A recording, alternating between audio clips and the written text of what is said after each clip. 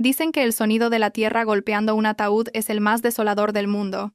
Pero para Andrea Velasco, la verdadera devastación no provino de la tumba, provino del hombre que estaba a su lado. A las 10 de la mañana, enterró a su madre. A las 10:05, su marido le entregó un sobre que destruiría su vida. La dejó allí, embarazada, sin un euro, y sola bajo la lluvia. Pero lo que él no sabía era que la pobre mujer en ese ataúd acababa de dejarle a Andrea una herencia secreta valorada en 500 millones de euros, y para cuando él lo descubriera, sería demasiado tarde para la piedad. Esta es la historia de la traición definitiva y la venganza más satisfactoria que jamás escucharás. La lluvia sobre el cementerio de la Almudena en Madrid no era un simple sirimiri. Era un castigo. Caía en cortinas heladas, convirtiendo el montículo de tierra fresca sobre la tumba de Margarita de la Torre en un lodazal. Andrea Velasco temblaba bajo un endeble paraguas negro. Sus zapatos, unas viejas bailarinas que habían visto días mejores, se hundían en la hierba mojada. Estaba embarazada de 6 meses, y el peso de su vientre se sentía hoy más pesado, como si su hija nonata pudiera sentir la tristeza que irradiaba su cuerpo. ¿Ya hemos terminado?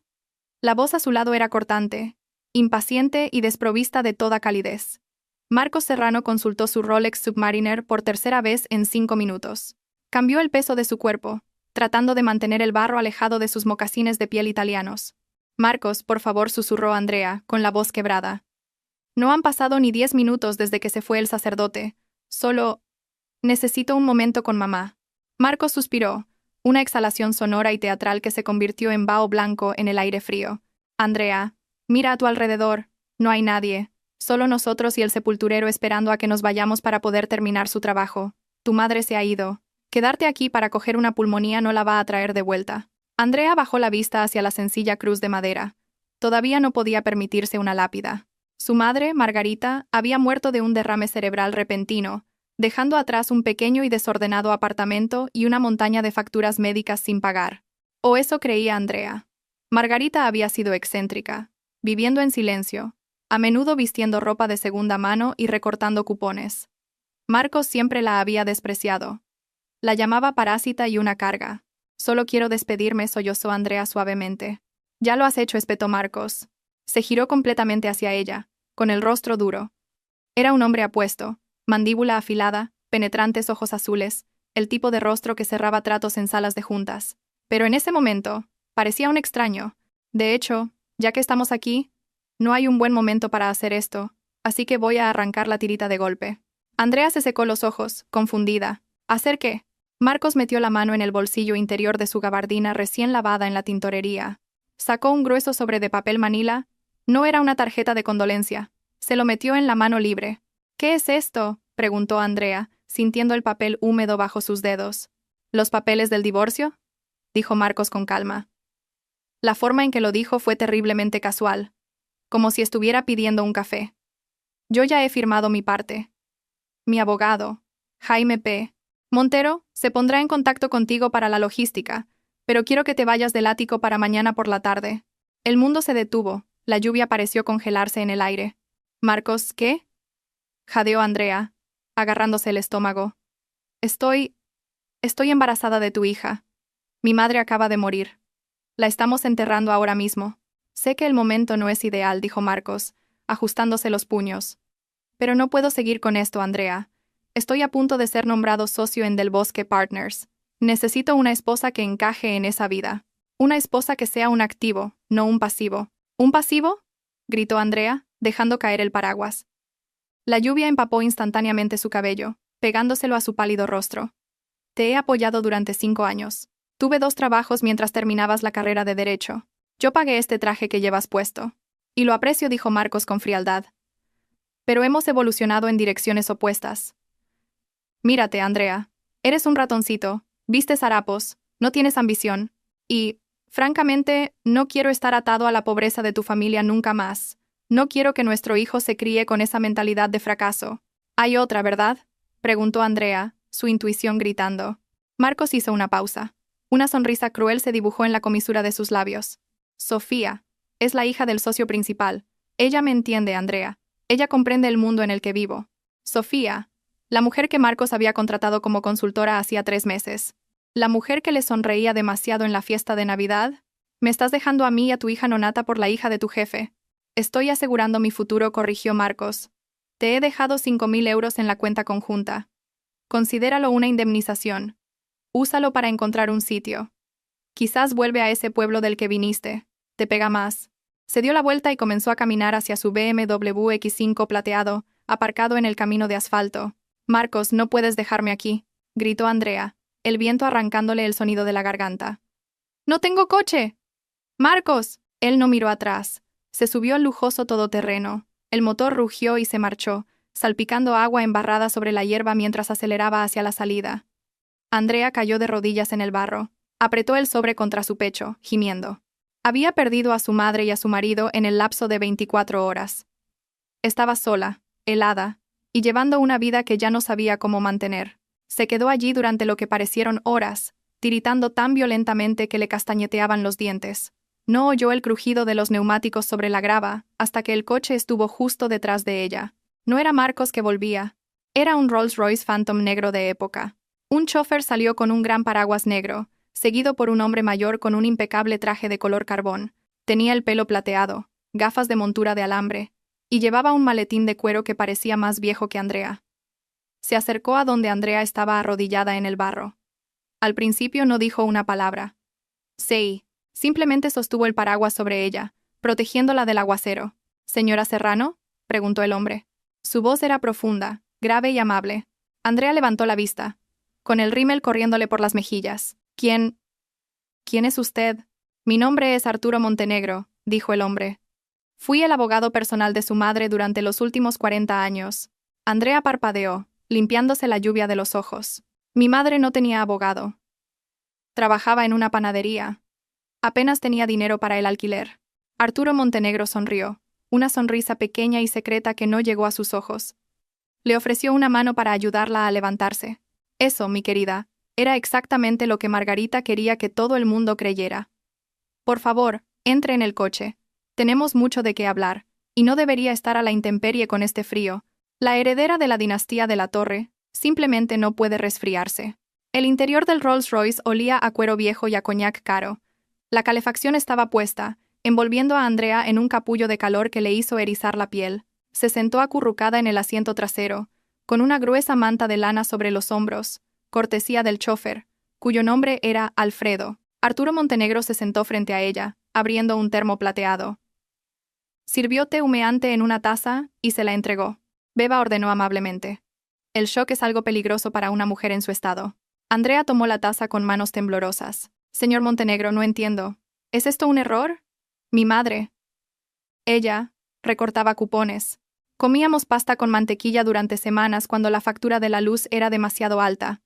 «¿Por qué tiene usted un Rolls Royce?» Arturo suspiró, mirando por la ventana mientras el coche se deslizaba suavemente hacia el centro de Madrid. Margarita de la Torre era una mujer de una disciplina extrema. «Andrea, ¿sabe a qué se dedicaba su abuelo? Era agricultor, ¿no? ¿En algún lugar de La Rioja?» «Lo era», asintió Arturo. «Pero en 1974 descubrió que sus tierras eran perfectas para un tipo de viñedo muy exclusivo, y luego invirtió ese dinero en una pequeña empresa de telecomunicaciones en la que nadie creía. Margarita lo heredó todo cuando tenía 20 años». Andrea lo miró fijamente. «Por culpa de su padre», dijo Arturo en voz baja. «Su padre se casó con Margarita por su dinero. Gastó millones en 3 años. La engañó y casi llevó la fortuna a la bancarrota antes de morir en ese accidente de coche. Margarita estaba aterrorizada de que usted creciera para ser como él, o que atrajera a hombres que solo quisieran su riqueza». Andrea sintió que se le formaba un nudo en la garganta. Pensó en Marcos. «No puedo estar atado a un barco que se hunde». Ella quería que usted encontrara a un hombre que la amara por ser usted, Andrea, no por el apellido de la Torre. Quería que aprendiera el valor de un euro, del trabajo duro, de la bondad. Arturo hizo una pausa, sus ojos entrecerrándose ligeramente detrás de sus gafas. Estaba observando a su marido muy de cerca. «Ella lo sabía», susurró Andrea. «Sabía que era malo. Lo hizo investigar hace 3 años», reveló Arturo. «Sabía de sus deudas de juego en el casino, sabía de su ambición, y sospechaba la infidelidad mucho antes que usted. Estaba esperando a que usted lo viera». Andrea miró el sobre embarrado, todavía en su mano. «Lo he visto hoy. Se ha divorciado de mí junto a su tumba». El rostro de Arturo se ensombreció. Un destello de ira genuina cruzó sus facciones. «¿Ha hecho qué?» «Me ha dejado», dijo Andrea, con la voz vacía. «Dijo que yo era un pasivo. Dijo que era una pobretana y que necesitaba a alguien con estatus. Arturo la miró fijamente durante un largo momento, y luego, sorprendentemente, soltó una risa baja y seca. No era una risa de diversión, era la risa de un general al que acababan de entregar los planes de batalla del enemigo. Estatus, repitió Arturo, saboreando la palabra como un vino agrio. El señor Serrano es un socio junior en un bufete de abogados que factura por horas. Cree que eso es estatus. Arturo colocó su maletín en el regazo y abrió los pestillos dorados. Sacó un grueso documento encuadernado en terciopelo azul. Lo abrió. Margarita de la Torre le dejó todo a usted. La cartera incluye los derechos de explotación de las bodegas en La Rioja, una participación mayoritaria en una empresa farmacéutica en Zúrich, propiedades inmobiliarias en Londres, Tokio y Nueva York, y un fondo fiduciario de dinero líquido. Andrea se sintió mareada. ¿Cuánto? ¿Cuánto vale? Arturo la miró directamente a los ojos. Después de impuestos, la valoración actual del patrimonio de la torre asciende a aproximadamente 520 millones de euros. Andrea dejó caer la taza de té. No se rompió, pero el líquido caliente se derramó sobre las alfombrillas. No podía respirar. 500 millones de euros. Pero Arturo levantó un dedo. Hay una condición. Su madre sabía que usted era de corazón blando, Andrea. Le preocupaba que si heredaba este dinero estando casada con un hombre como Marcos, él la manipularía para que le diera el control. Andrea miró los papeles del divorcio en su regazo. Marcos acababa de entregarle la llave de la fortuna. Al divorciarse de ella, había cumplido la condición. Él... Lo hizo él mismo, susurró Andrea. Precisamente, dijo Arturo. Técnicamente, como él presentó los papeles antes de que usted reclamara la herencia, y dado que en España el régimen por defecto es el de bienes gananciales, pero las herencias suelen ser privativas, especialmente con esta estructura de fideicomiso, él tiene derecho a exactamente 0 céntimos de este dinero. Arturo se inclinó hacia adelante. Sin embargo, nadie sabe esto. Para el mundo, Margarita de la Torre murió pobre. Para Marcos, usted es una madre soltera indigente. Si presentamos la aceptación de la herencia públicamente, podría intentar impugnar el divorcio, reclamar que la quiere de vuelta solo para obtener un acuerdo. Las lágrimas de Andrea se habían secado. En su lugar, una brasa fría y dura comenzó a arder en su pecho. Pensó en Marcos marchándose. Pensó en él llamándola un pasivo. Pensó en Sofía, la mujer, ocupando su lugar. Él quiere el divorcio, dijo Andrea, su voz temblando, pero esta vez de rabia, no de tristeza. Le daré el divorcio, pero no quiero que sepa lo del dinero. Todavía no. Arturo sonrió. Y esta vez fue la sonrisa de un depredador. Esperaba que dijera eso. El silencio es nuestra mayor arma, pero necesita un lugar donde vivir. El ático está a su nombre. Sí. Bien. Que se lo quede. Tiene una hipoteca, supongo. Una enorme. Está obsesionado con las apariencias. Excelente, Arturo señaló un papel en el archivo. Sugiero que la traslademos a la finca familiar. No está en la ciudad, está en La Moraleja. ¿La Moraleja?, preguntó Andrea. Allí era donde vivían los multimillonarios. Usted tiene una mansión en La Moraleja, corrigió Arturo. Ha estado vacía durante 10 años, mantenida por el personal esperándola. Pero primero Arturo miró su vestido embarrado, sus zapatos gastados, su pelo desordenado. Si vamos a ir a la guerra, señora Serrano, o debería decir, señorita de la Torre, necesitamos armarla. Marcos Serrano destrozó a Andrea, pero nunca ha conocido a la mujer que está a punto de ocupar su lugar. Arturo cogió el teléfono del coche. Alfredo, llévenos al Ritz y llame al personal shopper del Corte Inglés. Necesitamos un vestuario completo enviado a la suite presidencial. Premamá, pero feroz. Andrea se tocó el vientre. Dijo que quería un futuro. Susurró a la lluvia que rayaba la ventana. Voy a comprar su futuro. 3 días después del funeral, Andrea entró en las elegantes oficinas de cristal de Del Bosque Partners. Llevaba una chaqueta de punto gris que le quedaba un poco grande, vaqueros deshilachados y zapatillas de deporte. Se veía exactamente como Marcos quería que fuera, derrotada, pobre e insignificante. La recepcionista, una joven con mechas perfectas, miró a Andrea con un desdén apenas disimulado. Las entregas van a la entrada de servicio, por detrás. Vengo a ver a Marcos Serrano, dijo Andrea en voz baja, agarrando su bolso. Soy su esposa. La recepcionista parpadeó, sus ojos recorriendo el atuendo de Andrea. Ah, la esposa, claro. Está en la sala de conferencias B. Dijo que te hiciera pasar directamente. Tiene prisa. Andrea caminó por el pasillo. Podía sentir los ojos de los asistentes legales y los abogados junior sobre ella. Todos lo sabían. En un bufete como este, los cotilleos viajaban más rápido que las transferencias bancarias. Sabían que Marcos estaba dejando a su esposa embarazada por la hija del jefe. Probablemente tenían una porra sobre si lloraría. Abrió la pesada puerta de roble. Marcos estaba sentado a la cabeza de una larga mesa de caoba. A su lado se sentaba un hombre que parecía un bulldog con traje, Jaime P. Montero, su abogado de divorcio. Y sentada en un rincón, mirando su teléfono, estaba Sofía. Sofía era rubia, hermosa, y llevaba un vestido que costaba más que el antiguo salario anual de Andrea. Cuando Andrea entró, Sofía ni siquiera se levantó. Solo sonrió con suficiencia. «Llegas tarde», dijo Marcos, sin levantar la vista de sus papeles. «Tengo una comida de negocios a la 1. Tuve que coger el autobús», mintió Andrea. Su Rolls Royce estaba en realidad aparcado a 3 calles, con Alfredo vigilándolo como un halcón. «Aquí está el acuerdo, Jaime P. Montero deslizó un documento sobre la mesa. Como se discutió, Marcos proporciona una suma única de 5.000 euros, sin pensión compensatoria, sin derecho a sus ganancias futuras. Usted obtiene la custodia física total de la niña, pero Marcos se reserva el derecho de visita a su discreción. ¿Derecho de visita?, preguntó Andrea, con la voz temblando ligeramente. ¿Quieres ver a la niña? Lenguaje legal estándar, dijo Marcos con desdén. Dudo que tenga mucho tiempo. Con el camino hacia ser socio y nuestra nueva vida, miró a Sofía. Pero queda bien sobre el papel tener la opción. A Andrea le costó toda su fuerza de voluntad no lanzarse sobre la mesa. Queda bien sobre el papel. Eso era todo lo que su hija era para él. Una cláusula. Una nota a pie de página. Y si firmo esto, dijo Andrea, hemos terminado por completo. Irrevocablemente, dijo Jaime. En el momento en que el juez selle esto, serán legalmente extraños.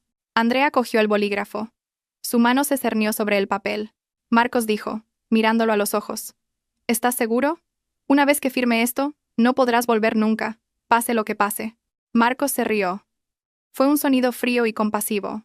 Andrea, mírate a ti y mírame a mí. Créeme, no voy a volver. Solo firma los papeles para que todos podamos seguir adelante. Sofía soltó una risita en el rincón. Idealmente, antes de mi reserva para comer, por favor. Andrea bajó el bolígrafo. Firmó su nombre, Andrea Velasco de la Torre. Empujó los papeles de vuelta. Me quedo con mi apellido de soltera, dijo en voz baja. Ya no quiero el tuyo. ¿Por mí? Bien, Marcos agarró los papeles, comprobando la firma. Jaime, presenta esto inmediatamente. Andrea, el cheque está en camino. Buena suerte con lo que sea que hagas. Se levantó, ofreció su brazo a Sofía y salió de la habitación sin mirar atrás. No preguntó cómo estaba el bebé. No preguntó dónde estaba durmiendo. Simplemente se fue hacia su brillante y reluciente futuro. Andrea esperó hasta que la puerta hizo clic al cerrarse. Entonces se levantó. Se alisó la chaqueta. Su postura cambió. La espalda encorvada desapareció, reemplazada por una columna vertebral de acero. Salió del edificio, ignorando a la recepcionista. Caminó 3 calles hasta el Rolls Royce que la esperaba. Alfredo abrió la puerta. Arturo Montenegro la esperaba dentro con una copa de cava. ¿Está hecho?, preguntó. Está hecho, dijo Andrea, con la voz gélida. Cree que soy una indigente, cree que ha ganado. Arturo chocó su copa contra la de ella. El enemigo más peligroso, mi querida, es el que crees que está muerto. Ahora, vamos a casa. El coche salió de la ciudad, cruzando hacia la exclusiva urbanización de La Moraleja. Pasaron por puertas de hierro y oro, caminos de entrada ocultos por enormes cedros. Finalmente, giraron hacia un camino de entrada que parecía extenderse por kilómetros. La finca de la Torre no era una casa. Era un santuario, una fortaleza moderna de cristal, piedra y madera con vistas a los jardines. Tenía 6 dormitorios, una biblioteca, un muelle privado en un lago artificial y un personal de 5 personas que habían jurado secreto absoluto. Cuando Andrea salió del coche, la jefa de la casa, una mujer maternal llamada señora Jiménez, inclinó la cabeza. Bienvenida a casa, señorita de la Torre. Hemos preparado la habitación del bebé. Andrea recorrió la casa, su mano rozando las superficies de mármol importado. Se detuvo en la habitación del bebé. Estaba pintada de un suave color crema, con una cuna que parecía pertenecer a la realeza. Se acercó a la ventana de suelo a techo y miró las grises aguas del lago. En algún lugar al otro lado de esa urbanización, en un abarrotado ático del centro, Marcos celebraba su libertad. «Disfrútalo», Marcos susurró, con la mano apoyada en su vientre. «Disfruta de tu pequeña victoria. Porque cuando termine contigo, no te quedará ni un nombre que firmar». 6 meses después, Marcos Serrano se ajustaba la corbata en el espejo del baño de Del Bosque Partners. Parecía cansado. Tenía ojeras que el corrector no podía ocultar del todo. La vida con Sofía no era el cuento de hadas que había imaginado. Resultó que Sofía no era solo de alto mantenimiento, era un agujero negro financiero. Exigía días de spa semanales, coches nuevos y vacaciones a Ibiza. Marcos ganaba buen dinero, pero se estaba desangrando para mantener su estilo de vida. Vivía de cheque en cheque con un sueldo de 6 cifras. Peor aún, el ascenso a socio principal aún no se había materializado. Su suegro, el jefe, seguía colgándolo como una zanahoria en un palo. Solo un cliente grande más. Marcos, trae una ballena y el puesto de socio es tuyo. Marcos se echó agua en la cara. Necesitaba una victoria. Necesitaba un milagro. Volvió a su escritorio donde su asistente, un joven nervioso llamado Gregorio, esperaba. Señor Serrano, tartamudeó Gregorio. Tiene una llamada en la línea 1. Es el Grupo Aurelius. Marcos se quedó helado. El Grupo Aurelius. Eran una leyenda fantasma en el mundo de la inversión, una firma de capital privado con sede en Zúrich que había surgido de la nada hacía 6 meses. Estaban comprando activos en dificultades, startups tecnológicas y bienes raíces por todo el país. Nadie sabía quién era el CEO. Solo sabían que Aurelius tenía bolsillos más profundos que el Banco de España. Marcos cogió el teléfono. Habla Marcos Serrano. Señor Serrano, respondió una voz nítida con acento británico. Soy Arturo Montenegro. Represento al Grupo Aurelius. El corazón de Marcos martilleaba. Señor Montenegro, he oído hablar de usted. ¿Qué puedo hacer por usted? Estamos buscando asesoramiento local en Madrid, dijo Arturo con suavidad. Estamos planeando una OPA hostil sobre una empresa de logística y necesitamos un abogado que sea agresivo. Alguien a quien no le importe ensuciarse las manos. Su nombre surgió. Marcos hinchó el pecho. Soy su hombre, señor Montenegro. Agresivo es mi segundo nombre. Excelente. Sin embargo, el Grupo Aurelius valora la privacidad por encima de todo. Usted reportará directamente a mí. Nunca conocerá a la junta directiva y priorizará nuestros casos por encima de todos los demás clientes. A cambio, estamos dispuestos a pagarle unos honorarios de 50.000 euros al mes, más las horas facturables. 50.000. Eso era más que su salario base.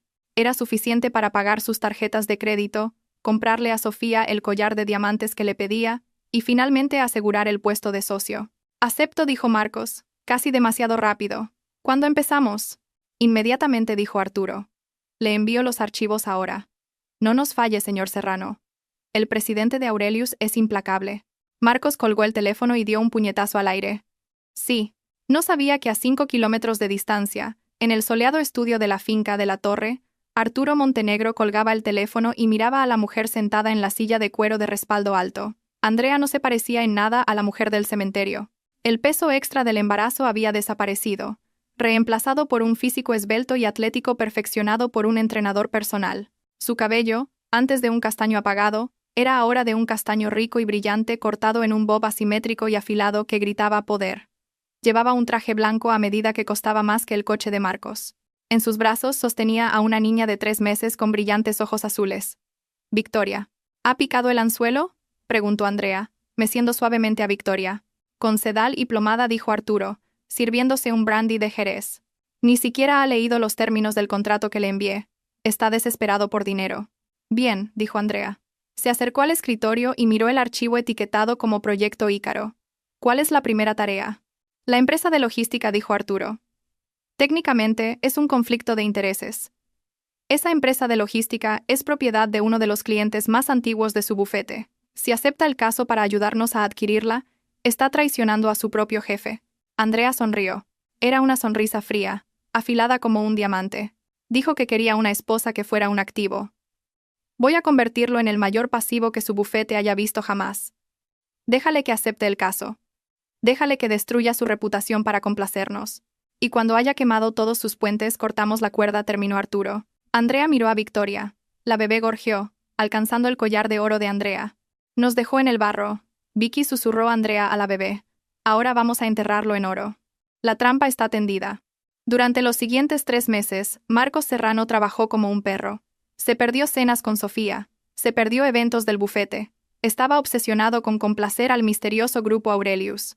El dinero era embriagador. Los cheques mensuales se cobraban al instante. Marcos compró un nuevo Porsche. Trasladó a Sofía a un ático aún más grande. Se sentía invencible. No se dio cuenta de que cada caso que Arturo le daba era una trampa. Primero, fue el conflicto de intereses con la empresa de logística. Marcos encontró un resquicio legal para perjudicar al antiguo cliente de su bufete, entregando la empresa a Aurelius en bandeja de plata. Su jefe sospechó, pero los honorarios que Aurelius pagaba eran tan altos que el bufete miró para otro lado. Luego fue un acuerdo inmobiliario. Aurelius quería comprar el edificio que albergaba a Del Bosque Partners. Arturo instruyó a Marcos para que encontrara una cláusula en el contrato de arrendamiento del bufete que permitiera al propietario subir el alquiler en un 300%. ¿Por qué haría yo eso?, le había preguntado Marcos a Arturo. Esa es mi oficina. Porque había respondido Arturo con frialdad. Si no lo hace, retiraremos los honorarios. E imagino que ya se ha gastado el cheque del próximo mes. Marcos había tragado saliva. Lo había hecho. Le había comprado a Sofía un caballo de carreras. Un caballo de carreras de verdad. Así que Marcos lo hizo. Maniobró legalmente el papeleo para que su propio bufete de abogados se enfrentara al desahucio o a la quiebra, todo para complacer a un cliente que nunca había conocido. Estaba vendiendo su alma trozo a trozo. Un lluvioso martes de noviembre, casi un año después del funeral de Margarita de la Torre, Marcos recibió una invitación. Era una pesada tarjeta de color crema con letras doradas. La gala anual del Grupo Aurelius en honor a nuestros socios y amigos. Etiqueta. Salón Real, Hotel Palace. Por fin, dijo Marcos a Sofía, agitando la invitación. Por fin voy a conocer al presidente. Voy a estrechar la mano del hombre que nos ha hecho ricos. Sofía miró la invitación, sin impresionarse. Ya era hora. Necesito llevar algo a medida. No pueden verme con ropa de confección. Compra lo que quieras, dijo Marcos, sus ojos brillando de codicia. Después de esta noche, voy a pedir un puesto en la junta. Soy el chico de oro, Sofía. Soy intocable. Marcos no sabía que el presidente no era un hombre. No sabía que las paredes se estaban cerrando. Y ciertamente no sabía que la lista de invitados no solo lo incluía a él, sino a su jefe, a los socios de su jefe y a todas las personas a las que había traicionado para llegar allí. No era una fiesta, era una ejecución, y Andrea Velasco estaba lista para blandir el hacha. El salón real del Hotel Palace era un mar de esmokines negros y diamantes brillantes. Un cuarteto de cuerda tocaba suavemente en un rincón, ahogado por el murmullo de la élite de Madrid. Marcos Serrano estaba de pie cerca de la escultura de hielo, haciendo girar una copa de champán. Se sentía como un dios. Llevaba un smoking nuevo de Armani hecho a medida. En su brazo, Sofía llevaba un vestido rojo con un escote agresivamente bajo, diseñado para llamar la atención. «Mira esta multitud», susurró Marcos a Sofía. «Ese es el CEO de Telefónica. Y el ministro». «Solo asegúrate de presentarme al presidente», dijo Sofía, comprobando su reflejo en una cuchara. «Quiero preguntar si tienen puestos en su departamento de relaciones públicas. Papá está siendo muy tacaño con mi paga últimamente». Hablando de papá, Marcos se puso rígido. Hacia ellos caminaba Arturo Del Bosque, el socio principal de Del Bosque Partners y padre de Sofía. No parecía feliz. Su cara estaba roja como un tomate y marchaba con determinación. «Marcos», ladró Arturo, ignorando a su hija. Marcos parpadeó, poniendo su mejor sonrisa encantadora. «Arturo, fui invitado por el Grupo Aurelius. He estado haciendo algo de consultoría para ellos. Pensé que podría ser una buena oportunidad de networking para el bufete». Los ojos de Arturo se salieron de sus órbitas. «¿Networking para el bufete? ¿Estás loco? El Grupo Aurelius es el depredador que acaba de hacer una OPA hostil a nuestro mayor cliente de logística. Son los que acaban de subir el alquiler de nuestro edificio. Están tratando de desangrarnos». La sonrisa de Marcos vaciló. Sintió una gota de sudor frío recorrer su espalda. Sabía que él había redactado el papeleo para esos acuerdos, pero no se había dado cuenta de que Arturo sabía que Aurelius estaba detrás. «Yo no estaba al tanto de los detalles», Arturo mintió Marcos. «Solo me encargué de algunos trabajos contractuales menores». «Pues más te vale que fueran menores», siseó Arturo. «Porque voy a averiguar quién dirige esta empresa fantasma, y voy a demandarlos hasta la edad de piedra. Y si descubro que alguien de mi bufete los ayudó», dejó la amenaza flotando en el aire. De repente, las luces del salón se atenuaron. Un foco iluminó el escenario. El parloteo cesó al instante. Arturo Montenegro subió al escenario. Parecía distinguido, poderoso y totalmente en control. «Damas y caballeros», la voz de Arturo retumbó por los altavoces. «Distinguidos invitados. Víctimas». Una oleada de risa nerviosa recorrió la multitud. «Esta noche», continuó Arturo, «es una noche de revelaciones. Durante el último año, el Grupo Aurelius ha estado operando en la sombra. Hemos adquirido activos. Hemos corregido ineficiencias del mercado y hemos puesto a prueba el carácter». Arturo escudriñó la sala. Sus ojos parecieron fijarse en Marcos por una fracción de segundo. Muchos de ustedes se han preguntado quién está detrás del grupo Aurelius. Han circulado rumores. ¿Es un príncipe extranjero? ¿Un algoritmo tecnológico? ¿Una junta directiva sin rostro? Marcos se inclinó hacia adelante, su corazón latiendo con fuerza. Ya llegaba. El pez gordo. La verdad, dijo Arturo, haciéndose a un lado, es que el grupo Aurelius se fundó sobre un único principio. El verdadero poder no ruge. Espera. Por favor, den la bienvenida a la presidenta y única propietaria del grupo Aurelius, la señorita Andrea de la Torre. Las pesadas cortinas de terciopelo se abrieron. Marcos dejó caer su copa de champán. Se hizo añicos en el suelo de mármol, el sonido resonando en el silencio. Saliendo al escenario estaba Andrea. Pero no era la Andrea que él conocía. No era la mujer con la ropa de funeral embarrada. No era el ratoncito que se disculpaba por existir. Esta mujer era una diosa.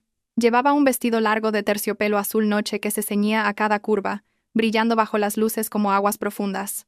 Alrededor de su cuello lucía un collar de diamantes tan grande que parecía pesado. Su cabello oscuro estaba recogido en un moño regio. Su maquillaje era impecable, resaltando unos ojos que ardían con una inteligencia fría y aterradora. Se acercó al micrófono. No parecía nerviosa. Parecía aburrida. ¿Andrea?, resolló Marcos. La habitación giró. Esa es Andrea. ¿Quién?, preguntó Sofía, mirando al escenario con celos. Esa multimillonaria, ¿la conoces? Esa es mi mujer, susurró Marcos, con la voz quebrada. En el escenario, Andrea golpeó el micrófono. Buenas noches, dijo. Su voz era suave, segura, sin reconocer a nadie. Gracias a todos por venir. Hace un año, estaba en un cementerio bajo la lluvia, con nada más que 5.000 euros y el corazón roto. Esta noche, estoy aquí como propietaria de una cartera valorada en 700 millones de euros. La multitud jadeó. Estallaron los aplausos. Pero el dinero, continuó Andrea, levantando una mano para silenciarlos. Es fácil de conseguir. La lealtad, la integridad, eso es raro. Empecé esta empresa para poner a prueba la integridad de la gente de esta ciudad, específicamente la integridad de los más cercanos a mí. Miró directamente a Marcos. El foco pareció seguir su mirada. Descubrí que algunos hombres venderán su alma por un cheque de honorarios, dijo Andrea, su voz bajando una octava. Descubrí que algunos abogados traicionarán a sus propios socios por un atisbo de poder. Y descubrí que a veces el pasivo que desechas es en realidad el banco. Marcos sintió que se asfixiaba. Estaba hablando de él. El acuerdo de logística, la subida del alquiler. Había hecho esas cosas para la empresa de ella, pensando que estaba sirviendo a un extraño. Había destruido a su propio jefe por ella. Andrea sonrió. Una sonrisa cruel y hermosa. Por favor, disfruten del champán. Es de época, como la venganza. Se dio la vuelta y salió del escenario. El pandemonio estalló. Marcos. Espera, Sofía le agarraba del brazo, pero Marcos se la quitó de encima. Corría impulsado por la adrenalina y el pánico. Se abrió paso entre la multitud, ignorando la mirada furiosa de su jefe, Arturo. Tenía que llegar a ella. Tenía que llegar a Andrea. «¡Es rica!», gritaba su mente. «Vale cientos de millones. Y todavía estamos legalmente casados. Nunca firmé la sentencia final. Espera, ¿lo hice? No. El periodo de reflexión. Todavía puedo arreglarlo». Llegó a la sección VIP, bloqueada por 2 enormes guardias de seguridad.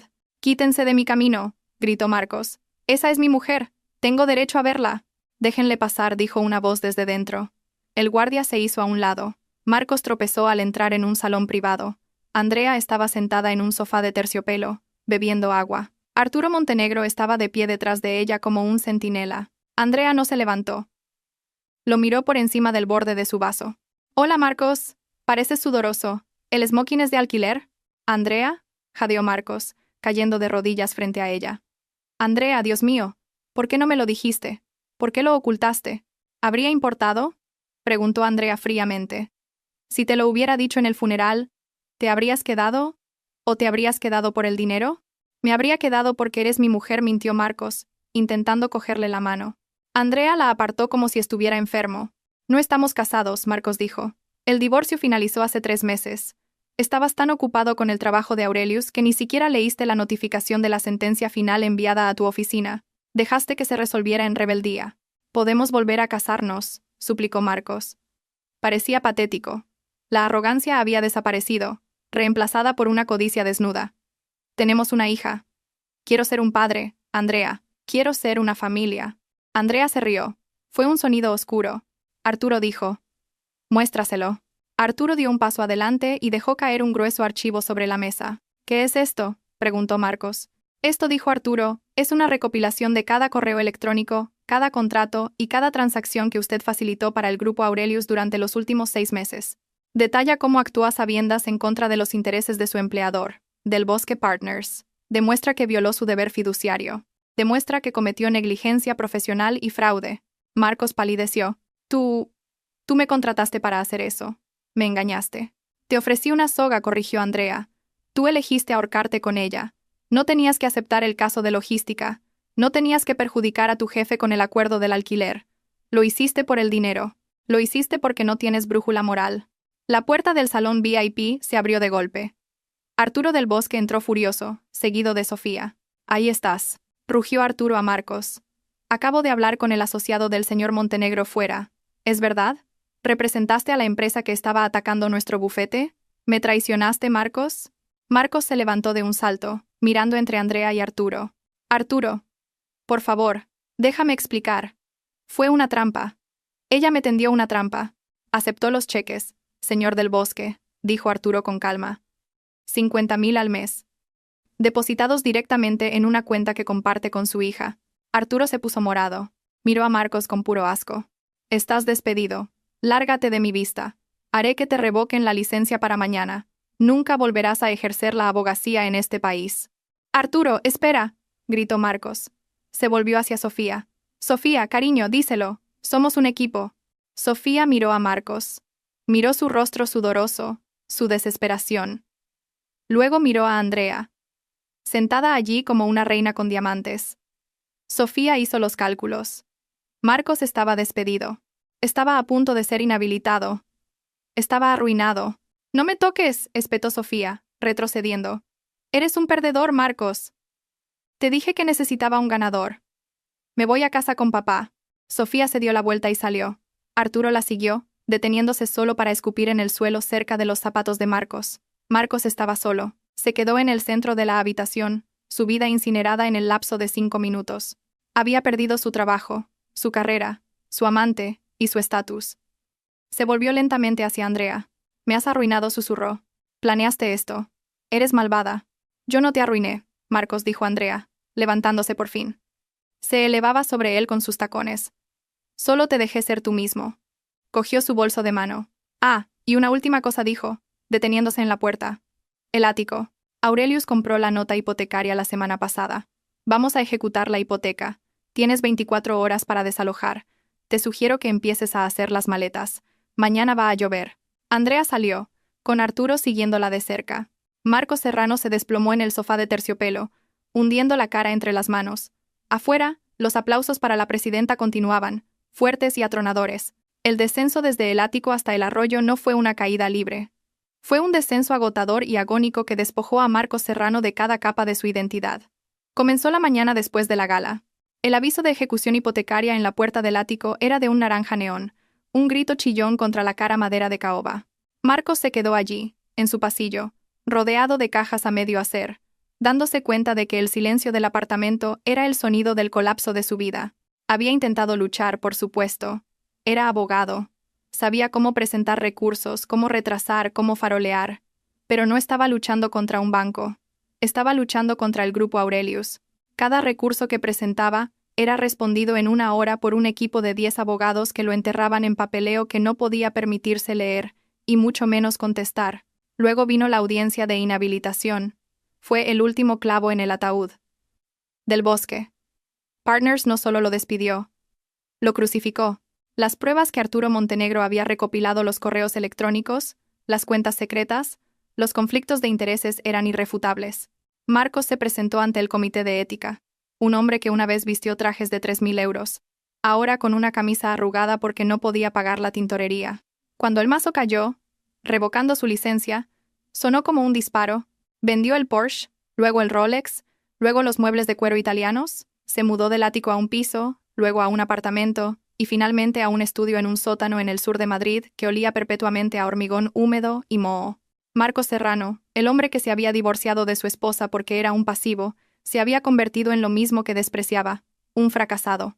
5 años después, Noviembre en Madrid es implacable.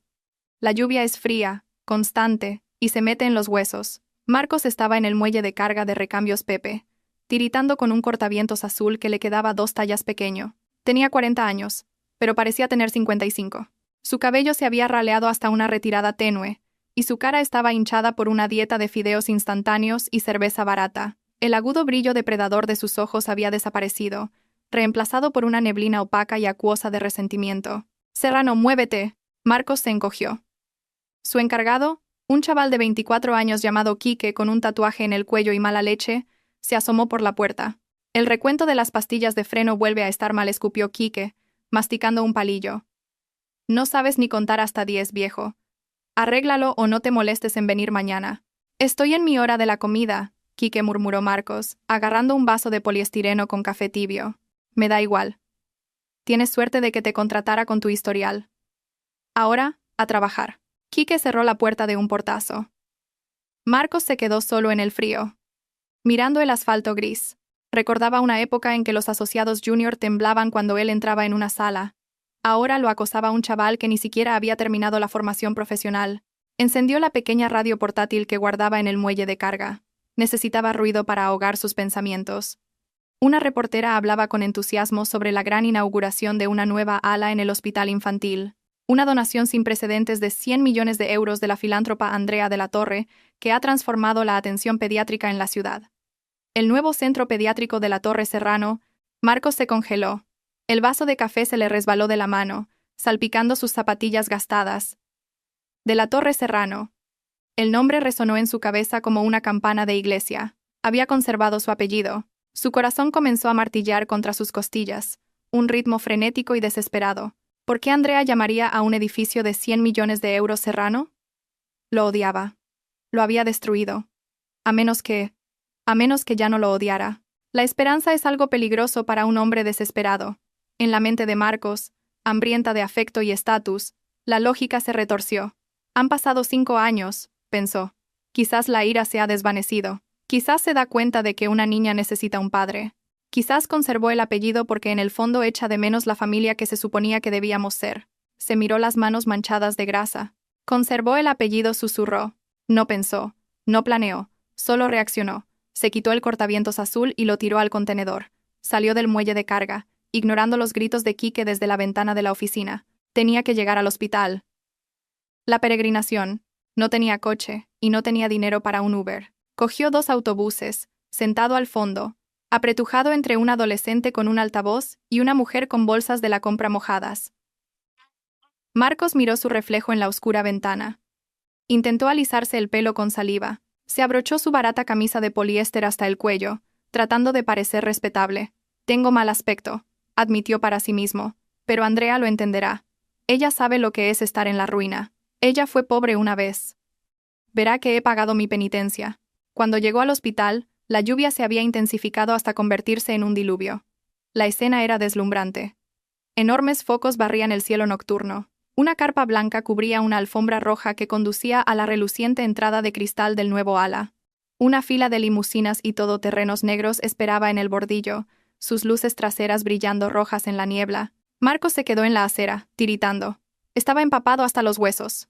El agua pegaba su delgada camisa a su piel, haciéndole parecer esquelético.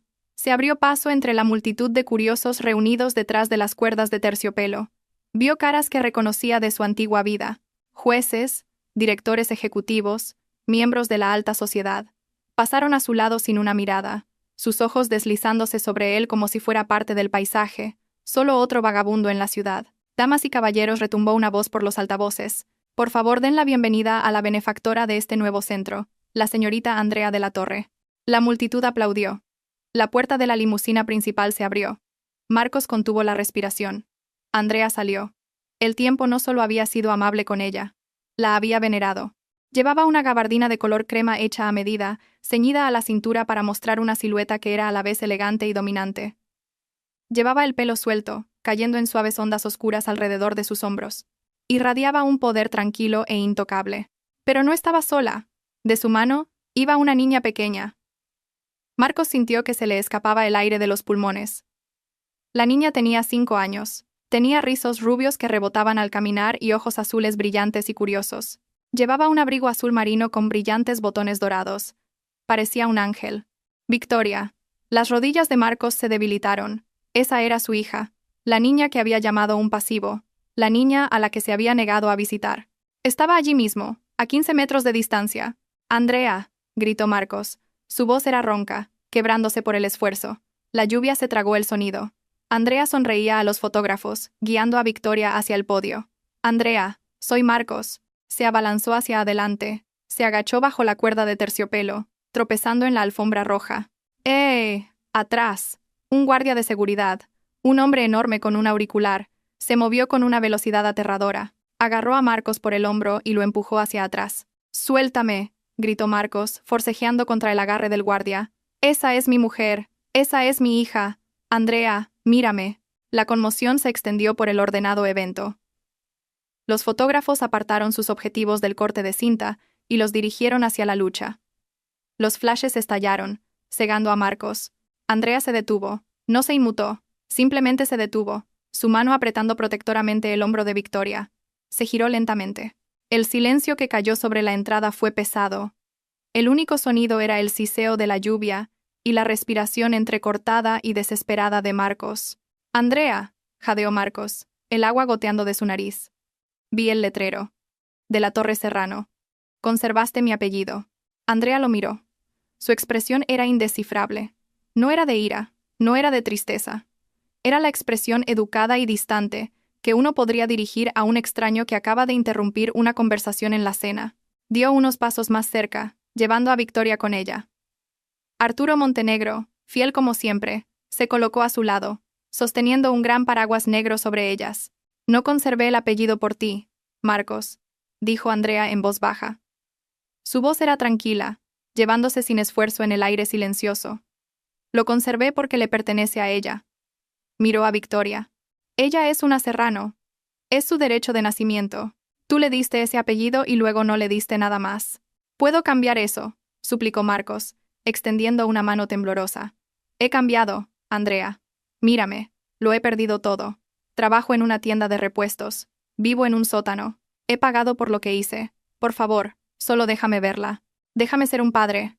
Victoria se escondió detrás del abrigo de Andrea, asomándose al hombre mojado y gritón. «Mami, ¿quién es ese?», preguntó. Su voz era pequeña, inocente y aterrorizada. El corazón de Marcos se detuvo. «Dile», rezó. «Dile que soy su papá. Dile que lo siento».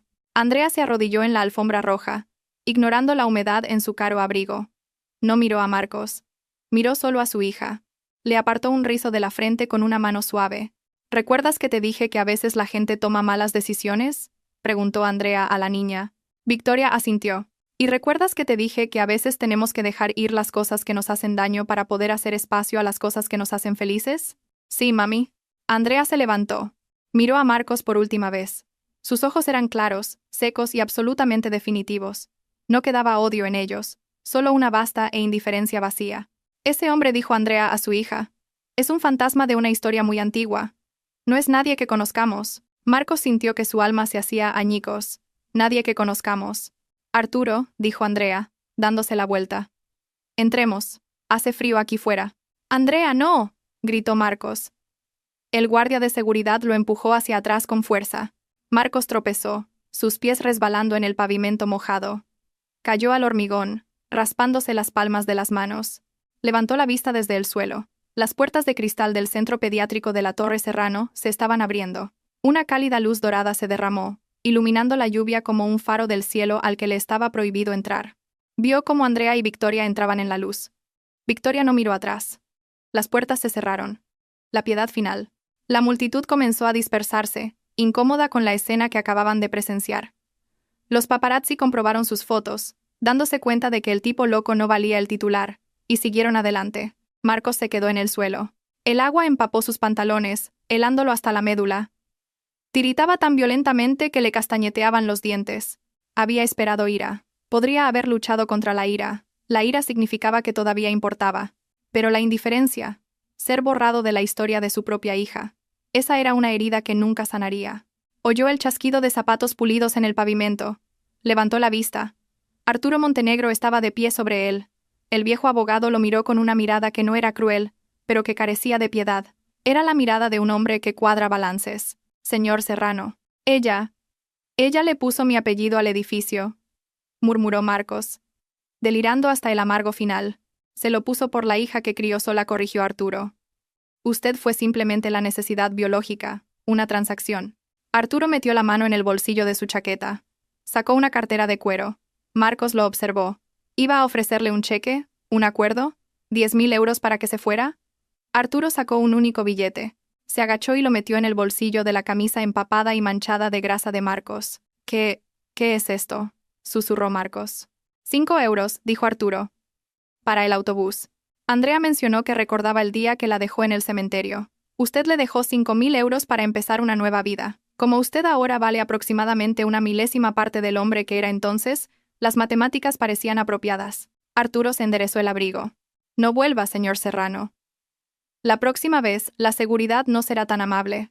Arturo se dio la vuelta y caminó hacia la entrada del hospital, el paraguas protegiéndolo de la tormenta. Marcos se sentó solo bajo la lluvia. Metió la mano en el bolsillo y sacó el billete. Un arrugado billete de 5 euros. Miró el imponente edificio de cristal que brillaba con calidez y vida. Miró el nombre, de la Torre Serrano, grabado en acero sobre la puerta. Era un monumento a la familia que había creado y a la familia que había desechado por un ascenso que nunca llegó. Intentó levantarse, pero sus piernas pesaban. Tenía frío. Tenía un frío increíble. Marcos se rió. Fue un sonido roto y desgarrado que se convirtió en un sollozo. Se acurrucó sobre sí mismo en el pavimento mojado, apretando los 5 euros contra su pecho mientras la lluvia de Madrid caía sobre él, limpiando la calle de la suciedad, la mugre y los fantasmas. Y esa es la trágica y satisfactoria realidad del karma. Marcos pensó que podía desechar a un ser humano como basura, porque no encajaba en su estética, solo para descubrir que ella tenía las llaves del mismo reino al que él estaba desesperado por entrar. Pasó su vida persiguiendo el oro, pero en su codicia, tiró el diamante.